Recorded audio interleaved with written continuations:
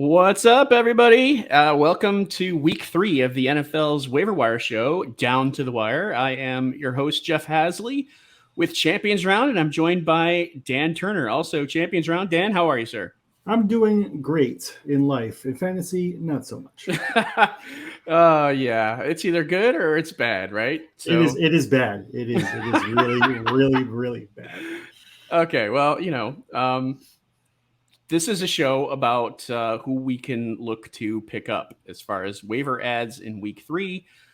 We appreciate you supporting us and watching the show. If you like this, hit subscribe, like, comment. We would appreciate that. Let's take a look at what we're going to talk about here.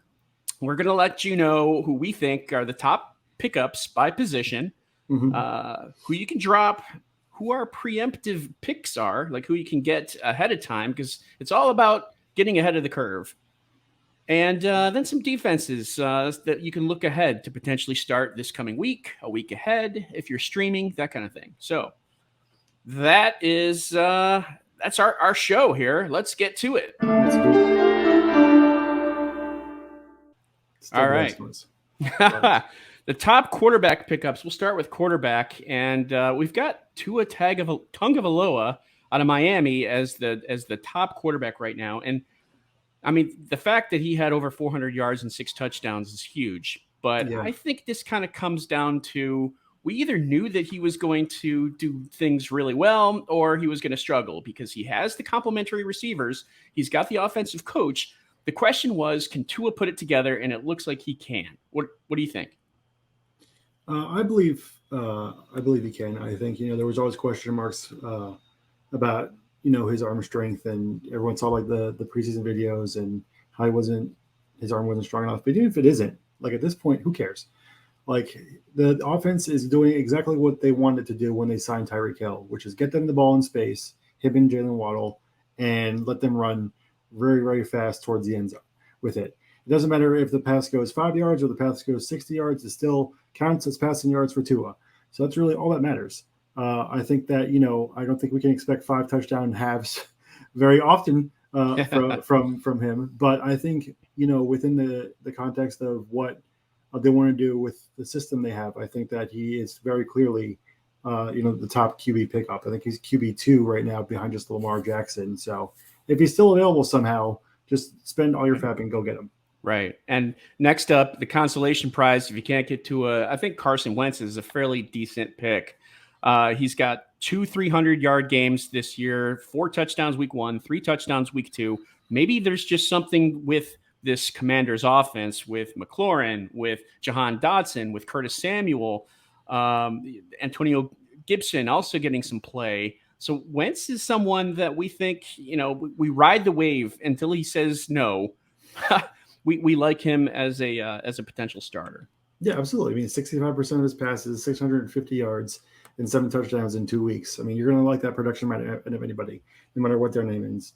And I think he has a revenge game against Philly coming up this coming week. So I mean, it doesn't really matter how you get them, whether it's behind or ahead. And Carson Wentz is just simply performing. He's doing good quarterbacking work in Washington, and if that continues, there's no reason for him not to be picked up and started. Why not? Why not? And of course, Jimmy Garoppolo is on this list because of the ankle injury and subsequent surgery for Trey Lance. Garoppolo, of course, he took the 49ers deep into the playoffs last year. We know he's capable. So yeah, I mean, Garoppolo is someone if you're in multiple quarterback leagues, that's someone that you target for sure. I'm not sure about one quarterback leagues here. He's more of like a bench guy to keep just in case, like a stash. Mm-hmm. So. Yeah, go ahead. No, you. Okay, fine. No, I think for one quarterback leagues, I wouldn't I wouldn't be running to go and at him. Mm-hmm. If he somehow makes it through waivers, and if your current quarterback is struggling, then maybe. But he isn't, unlike Tua and Wentz, he isn't someone that is going to be someone I'm breaking down the door for. He had 16 points per game last year. He'll be in command of a good offense, but. It's not like he's not going to light the world on fire right at all. So again, like in super flex for 2 QBs, he's a solid, QB3 or streaming option. But in one quarterback's unless you're the Trey Lance owner and you lost him and you don't have any fab left for some reason in week 2, then go up and get him. But he's definitely someone you could probably get on the cheaper side. Yep, sounds good. And the last one on the list, Jared Goff. Now, I can think of a reason why Goff might be good, because actually I got 2 reasons. One, he had 4 touchdowns last week. And 2, the Lions have scored 71 points very, very quietly here so far in 2 games. So maybe there's something up with this Lions team. I don't know. Again, a stash. Yeah, absolutely. I mean, the Lions played the Eagles tough in week 1 and then went ahead and scored 36 points and beat the Commanders in week 2. And the coach Dan Campbell has definitely changed the culture over there. They have a lot of really underrated weapons for Jared Goff to throw to. So again, like Garoppolo, he's not someone you have to break the bank for, but he's someone that's going to give you a solid floor week to week for fantasy. That's right. All right, let's move on to running backs. Our top running back, and I think this is kind of a little bit of a down week in terms of running back waiver pickups. We've got Raheem Mostert here, who's kind of he's sharing the load here with Chase Edmonds a little bit, and maybe you could say that he kind of outplayed him here last week. So he's one of those guys that you want to maybe take a stab at and kind of get it as a stash. I mean, I don't really have a whole lot to say about Mostert, except that when he's playing, he's good.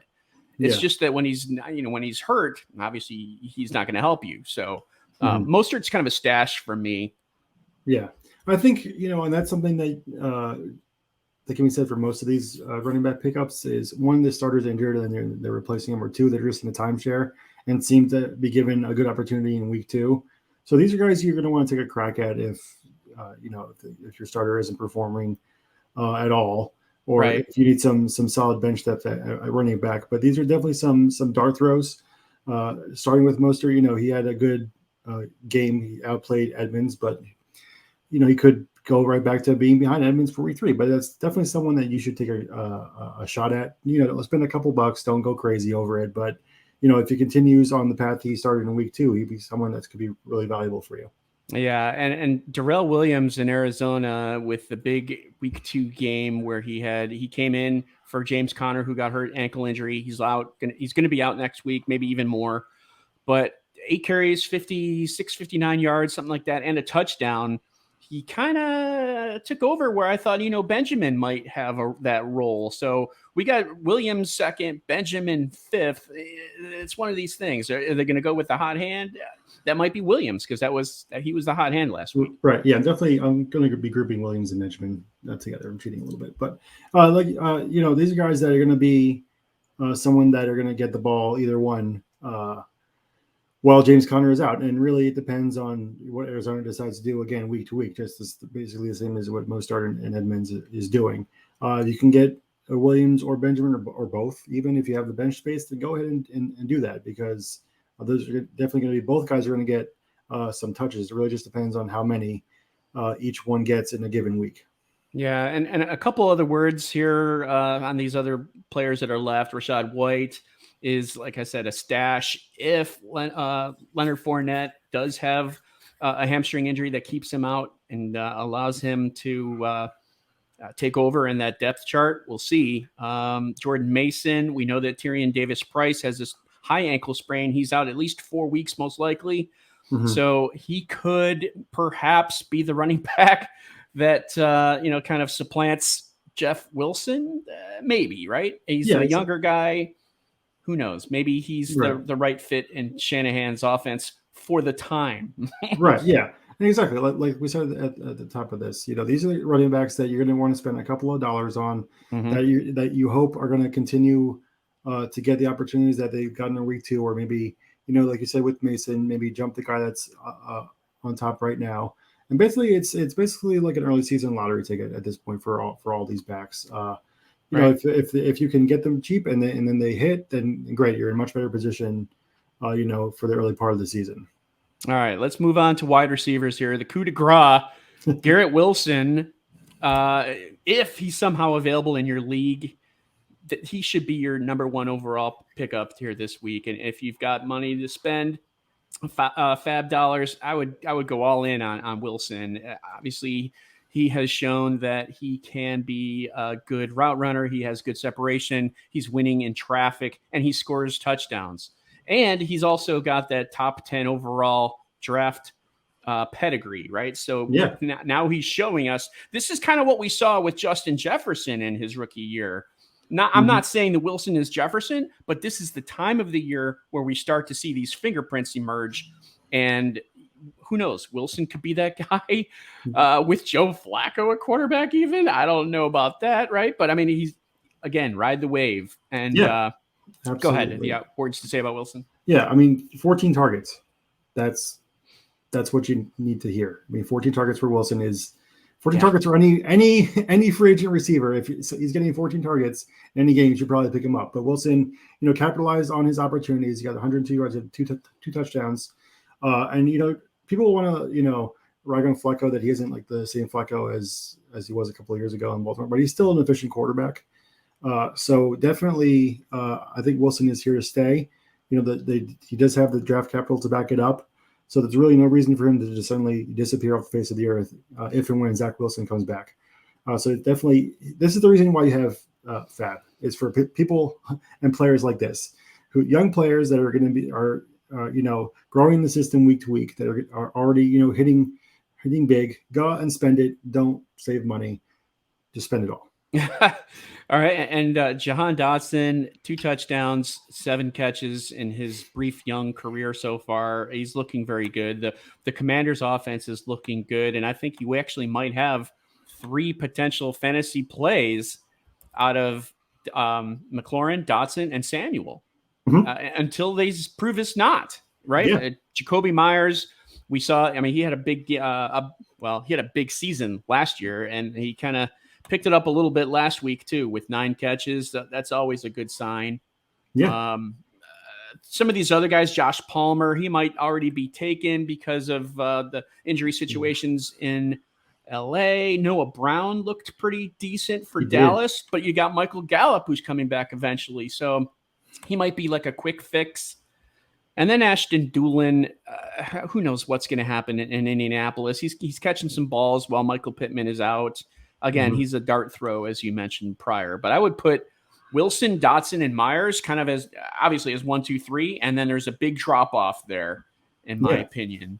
I mean, I personally put Noah Brown in there too. I mean, he led the Cowboys in receiving both weeks so far. Even when Gallup comes back, they're going to be playing a lot of 3 receiver sets, and I think, proven to the coaching staff that he can handle, being the guy that sticks around in those 3 receiver sets.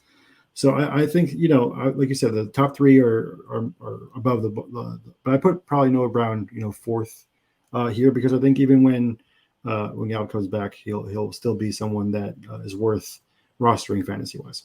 All right, let's move on to tight ends.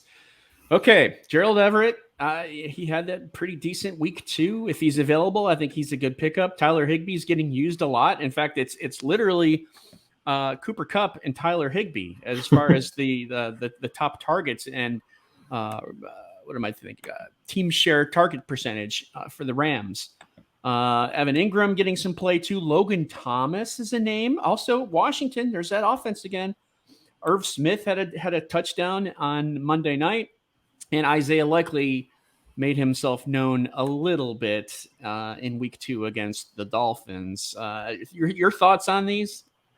I mean, I absolutely love Higbee. I mean, he's averaging 10 targets a game, which is crazy for a tight end. And as we've seen, a tight end continues to be a wasteland in fantasy for anyone that isn't drafting, the Kelsey and the Andrews of the world. So if him and Everett are key players in their offensive schemes right now. So there really isn't any reason for them to be on the waiver wire in your league. Even if you have a tight end, they could be someone that could be a good bye week fill-in for you. And then you can keep them away from your opponents too. So Evan Ingram, I think, the Jaguars have begun to impress me a little bit offensively. I think Trevor Lawrence is definitely developing. I think having Peterson there is great for him. Having Christian Kirk, who's another guy that has really helped out Lawrence's development. I think if Ingram can continue on that path, I think it's really good for him. And then, Thomas Smith and Likely, if they're still there, you can pick them up Smith had a really costly drop yesterday in the Monday Night Football game. He probably would have scored if he had caught that ball. Thank God he didn't, as an Eagles fan. But Cousins is willing to target him. So if he's still available there, he might be worth a dart throw if you have dropped someone like Cole Kmet. Yep, I like it. All right, well, that's not all, man. We got to talk about who you can drop. Yeah.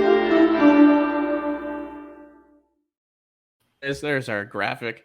Love all right, yeah, Kenny Galladay. I mean, come on. I have not been on him in a long time. Obviously, that's not a good guy to have on your team, right? Absolutely, yes. So the new rule, I'm putting our first official rule down to the wire. If the professional team he plays for is giving up on him, you can give up on him too. That's how we're deciding on Kenny Galladay. If the Giants don't play him, then we aren't going to play him either. Yeah, James Cook, he's just not getting the reps. Well, really, I mean, Buffalo's a passing offense. We knew that. They still are, even without Brian Dable. But James Cook, he's not doing enough. I mean, maybe he turns something on like week 7, 8, whatever. But if you have a league where you want to pick someone up and Cook is on your roster, don't hesitate. I think you can drop him. Absolutely. I think, with Allen, he's going to take some carries, and Singletary and Moss are going to block any kind of progress Cook can make this year. I think you keep him around, obviously in Dynasty, but for redraft, you don't have to keep him.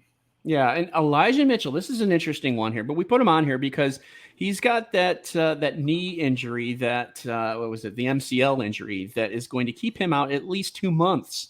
Mm-hmm. And that's a long time for him to be on your bench when you can pick up somebody else. And we also know that San Francisco is what have you done for me lately? So they're gonna stay with their guy that continues to do well, I think. I mean, as long as if nobody is doing anything for San Francisco and Mitchell somehow comes back healthy and ready to go, then yes. But I mean, it's not worth it, in my opinion, to keep him on your roster. Yeah, absolutely. I mean, like you said, like Shanahan you could plug anybody into that running back position in San Francisco. I mean, you could probably plug you or I in at this point, and we could probably get some yards. But Jeff Wilson's there. Jeff Wilson has proven that just last year, I mean, this exact situation happened where Mitchell got hurt, and Wilson had to step up. I mean, it's literally just a repeat. And then Mason is there. If Wilson, proves that he can't carry the load. So I wouldn't waste a rush spot on Mitchell at all. Right. Yeah. And then we have all Bears but David Montgomery. This includes Cole Kmet. This includes Darnell Mooney. Yep. This is Justin Fields. It's everybody, really. I mean, no one's really doing anything. Justin Fields is averaging 76 yards passing per game. That's rough. That is one. I mean, I told you so. I wanted to do this last week, but everyone was like, no, wait a minute. I mean, Cole Kmet has as many catches and targets and yards as we do. Yeah. 0. Yeah. He's had none. So until the Bears do something, they're off limits, right? Except for Montgomery. Right. In professional football in the year 2022, you can't get by throwing for 70 yards a game. Doesn't matter who you are. Doesn't matter what kind of weapons you have. I mean, you just have to throw more. That's, 11 passes a game. Is that what Fields is averaging now? I mean, that you can't do anything with that. I mean, it doesn't matter how talented he is. It has nothing to do with talent. If he's not getting the opportunity to throw, it doesn't matter. I stand corrected. He had 121 yards week 1 and 70 in week 2. That's not 76. So that's like 90 something, whatever, around there. I don't know. 95. Still less than 100. Still poor. Still terrible. Yes, and we can react to that. All right, Matt Ryan, the Colts, wow. I mean, no points at all. I mean, I know they don't have Michael Pittman right now, but I think if you're in one quarterback leagues, man, there's other quarterbacks you can get besides Ryan, for sure. Yeah, like Jared Goff. Exactly. There you go. All right, let's move on.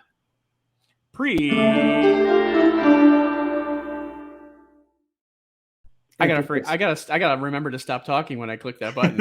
It was good that you said pre, and then it was preemptive. You saying preemptive picks. So Brian Robinson on this list here, again, another commander for their offense. Nothing necessarily wrong with Antonio Gibson per se, but Robinson's going to be coming back. It looks like he'll be healthy here pretty soon. Yeah. And he's someone to watch. Again, dart throw. These are also, that's the definition of a preemptive pickup, right? You're trying to get ahead of the curve. Right, absolutely. So this pretty much goes for both Brian Robinson and Michael Gallup. These are guys that are going to be an integral part of their offenses. Gallup more so because he's a veteran, but in training camp, Robinson proved that he was going to be getting a much larger workload before his unfortunate incident. But I think when he comes back, there's really no reason for him not to continue on the path he was on before he got hurt. Yeah. I mean, the coaching staff obviously trusts him. He's going to be getting some carries. It's not that like the running game for the Commanders is like some crazy, you can't possibly sit Gibson type deal. Yeah. So there's going to be opportunities for Robinson when he comes back, and same for Gallup. Gallup's going to be wide receiver 2 as soon as he steps on the field. So, what do you think of Cole Beasley on this list here at the bottom? I want nothing to do with Cole Beasley. Absolutely nothing. If it were up to me, he wouldn't even be on this list. I know, man. I know. But you know what? They need to throw to someone in Tampa, and everyone is pretty much either hurt or suspended. Even Russell Gage, who's quote unquote healthy, is still dealing with some nagging injuries. So they just need healthy bodies at this point. So I guess if you're that desperate for receivers, I guess you could also put Brashad Perriman on this list as well. In fact, as a veteran and someone who's already on the team who knows the plays, that might be a better example, right? But these are for deeper leagues anyway, and so yeah, if you're just in a some 16-team league, then go ahead and pick up Cole Beasley. Otherwise, just leave him on the wire where he belongs. Thank you. All right, moving on. And this is our streaming section. Yes. All right, so we got Seattle, the Saints, and the Giants. Seattle playing Atlanta, and then Detroit. Go ahead if you got something to say there. So for Seattle, this is more just like this week. Don't play them against Detroit. Atlanta is not a good team. So you should play defenses that are playing not good teams. I know this isn't rocket science, but I think that for this week at least, Seattle would be a good pickup. Yep, and there may be more Saints fans than Panthers fans at the game in Carolina, which is just sad right now. That's very sad. I'm sorry, Jeff. It's not my time, man. It's just not my time. And of course, the Giants and Cowboys. This is the Monday Nighter, right, in New York? Yep. With Cooper Rush and the Giants' 2-0 defense, who have stopped, let's see, Ryan Tannehill and Baker Mayfield so far this season. Yeah. But, a win is a win. That's it. You play who you play. And, Carolina, Baker is not as good. Doesn't have as good a start as probably some Panthers fans were hoping for. I think even I thought that he would be a little bit better than what he's showing right now. I mean, he can still improve, but time is running out, honestly, on Rule. Coaching, there are reports that this last game, if he doesn't do well, this upcoming game, he might be fired. So it's just a lot hanging over the head. Yeah, why postpone the inevitable, man? He's not the man to do the job, and I hope that Carolina makes the move sooner rather than later. I'd rather see that beginning again rather than just kind of trudging through the sludge. Yeah, someone we don't have up here, but I want to point out would be Houston, who's playing the Bears, who we just talked about. We're dropping everyone from the Bears. So if we're dropping everyone and they're not playing well, then you want to put the defense in that is playing a team that isn't playing well. So gotcha. Someone else, probably put them at number 4 underneath the Giants. I think Giants are going to do well against Dallas. I think their defense is really underrated. And if they can stop Cooper Rush, then great. There you go. Well, that's our show. Dan, do you want to say a little bit about Champions Round, what we got going on coming up? So right now at Champions Round, we have, our Daily Dozen game. We have some great weekly prizes. We have some great monthly prizes. So definitely play those games and check it out. We have our new game, Sunday's Best, where, you draft a quarterback, running back, wide receiver, tight end, only in the Sunday slate of games. And, most points wins. It's pretty simple, but it's a week-to-week game. So you can definitely, play that every week and hold that over your heads of your friends. There we go. Over your friends' heads. Over your friends' heads. Words. We got this. English language. English language. I can do this. Guys, like us, follow us, support us. We definitely appreciate that. Thank you. We hope that you do well with your waiver pickups. And as always, feel free to ask us questions and reach out to us on the Twitter. Parting thoughts, Dan? Also, check out our Discord. We're also yeah. answering some questions there. You know, we have a bunch of us, Jeff, myself, Steph. We're there most of the time. You know, right on the spot answers there as well. All right. Sounds good. Very good. Well, everybody, good luck. And we'll see you for week 4. Absolutely. Drop your bears.